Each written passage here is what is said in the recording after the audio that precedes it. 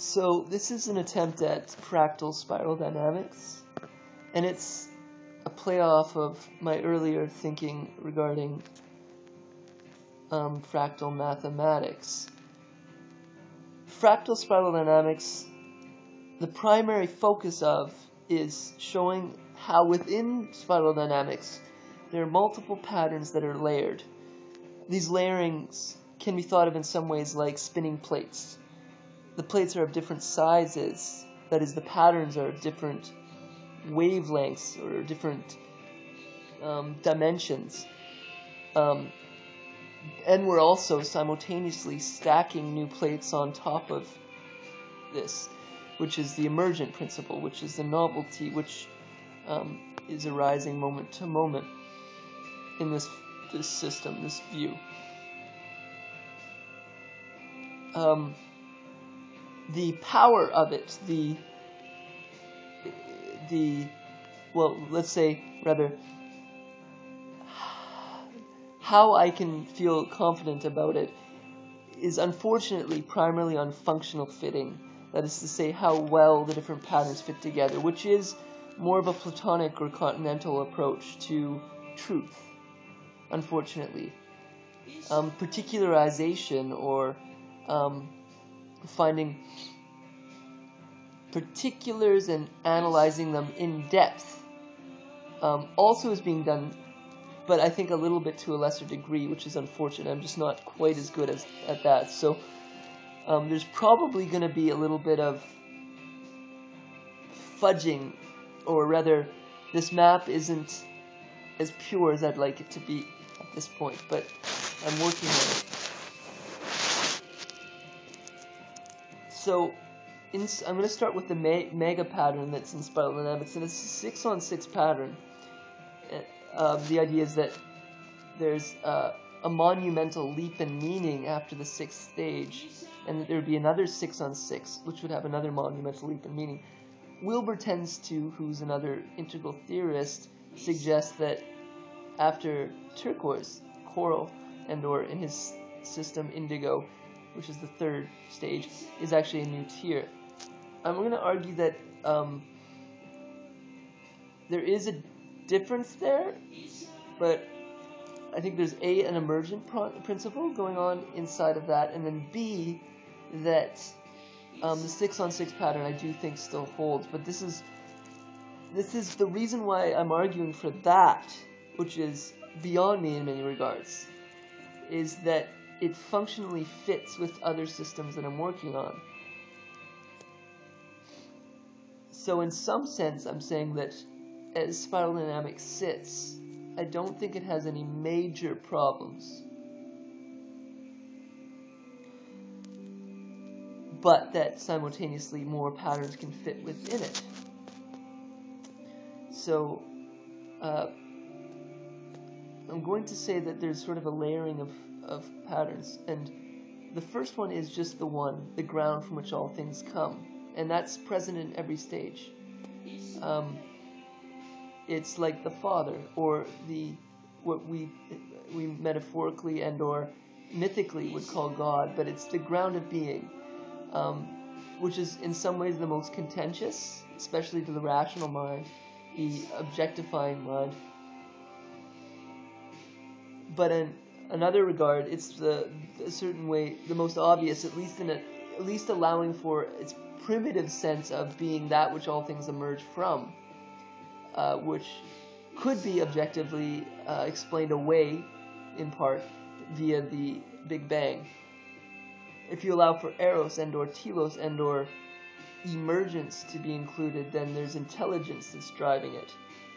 So that's part of the one as the movement forward, which is always ever present.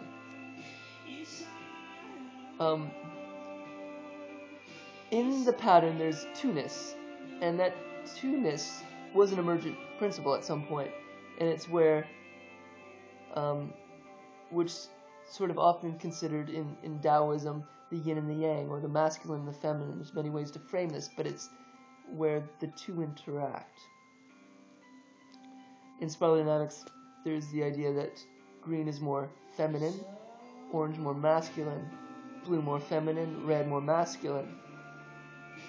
So like the one moving through all of the stages, it's ever present at all the ground, the two is also moving through all the stages in the sense of there being a polarity. The one is in polarity to the two.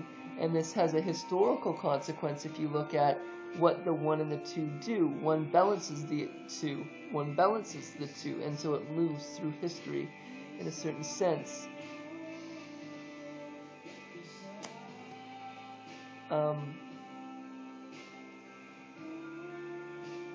So I'll leave that. The next principle is the Trinity. And the Trinity is, there's two Trinities within the first 6 stages. There's the Trinity pointing down and the Trinity pointing up, and or the Star of David. The Trinity is expressions of both the Son, the Father, and the Holy Ghost, where I think the Holy Ghost is more of a feminine principle, which is fitting with the other principles. So, as the two-ness, when they're in resonance, they produce the one. When they're in balance, they produce the one. The Trinity has the Father as the ground, and the sort of mother principle, or the female principle, or the yin principle, and then the father and or masculine and or yang principle. And that's when it's in Trinity, it's in resonance between the three, whereas it's in the two, it's just the two resonating that are the one. And this Trinity allows for reflexivity.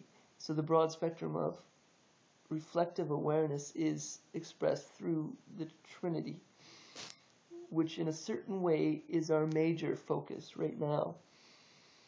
Autonomy of self through reflexivity, expressed in the third brain, or the neocortex.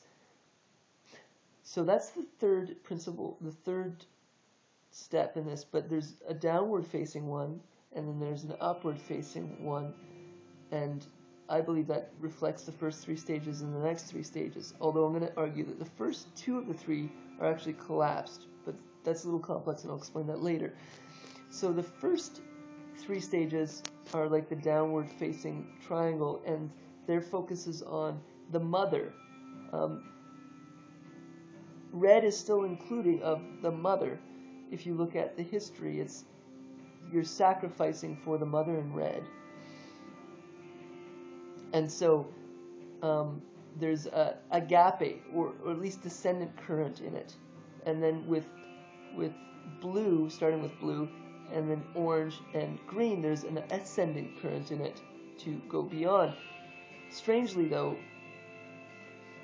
there's some complexity in that, but because this is fractal, so there's always micro patterns going on. So there's some more masculine and feminine in all of this. That makes it very complicated to explain, and it's never perfect because we don't really know where we're starting from exactly. But so that's the 2 Trinities, and each of those, like the Father would be kind of beige, from which all things come. The one. Purple is sort of the feminine principle, or the heart, or the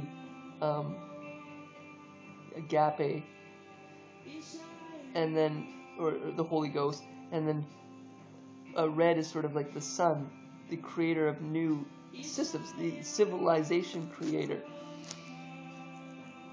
But that's in a descendant sense, and then in the ascendant sense, you see sort of a reversal of that, where, well, again, there's I believe the Father is more or less an expression of blue, and then you have actually the Son, which is orange, creating culture for the heaven on earth, which there's many paradoxes in that, and then green, which is the Holy Ghost of the ascended current, which is also somewhat pathological. There's some pathologies in this ascendant current, so that makes it even more complicated, because all of this doesn't have to be always healthy. So that's the 3 pattern. The 4 pattern is the quadrants, and the quadrants represent, I believe in the system, integralization. There's micro patterns within all of these, and it starts like this. 1 is newness, the emergent of newness. That's where the ground of being is. 2 is the polarity, mutuality, and we see that in this rotating back and forth of all the stages. You know, blue, orange, green. There's rotating and polarity. And then the 3 is objectivity through something like the Hegelian dialectic. Thesis, antithesis, synthesis. Thesis, antithesis, synthesis. And so you see that in those 3 steps. The first 3, you know, beige, purple, red, descendant Trinity, and then you have the ascendant Trinity. And then you have the 4th, which is the integralization of those systems previously. And the 4th is interobjective and systems theory based, in the sense that it's also more of an agape principle. And like we have those 3 brains in our body, the next expression of which I think will be the 4th brain, which will allow us to sort of, the 3 brains, reptilian, limbic system, neocortex. The 4th brain will allow our autonomy brain, 3rd person, and connect us with other, which would be a 4th person through their subjectivity and the spectrum of 1, 2, and 3. The 5th principle is the collapse of the 4 into the 1 through some mysterious happening, I think.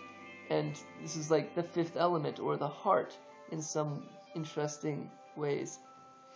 And that, I think, has happened twice in history. That's happened in both beige and in purple. So in beige you see the collapse of the 4, which led up unto all of the universe in a certain way within the Earth's system to reptiles. It might have happened earlier in other parts of the universe, but in this Earth took up into reptiles. And then you see the next collapse, which was a 4 pattern, up into the end of, or early humans. And then red, although it's often talked about, really started in 10,000 BC. I think there's that would be red with an objective scope, which can create things. There's also red subjective and red intersubjective, which are expressions of red beige and red purple in a certain sense, or red from the 1, the golden age of red, and the bronze, the silver age of red in a certain way, mutuality of red.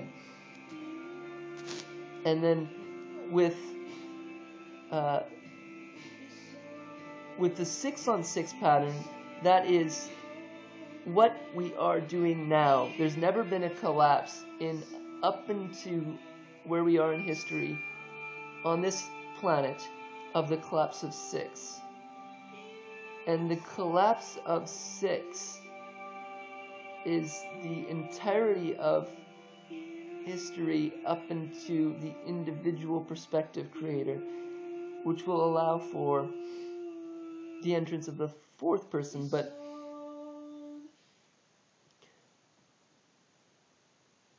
there's many peculiarities about that I just simply don't understand, because it's not yet happened. So it's speculative in the sense that I don't think it's even predictable until it does happen, but it's sort of a singularity-like idea relating to that 6-on-6 pattern, which is the monumental leap in meaning, which has been understood in certain ways, but hasn't fully been contextualized until it happens itself, I think.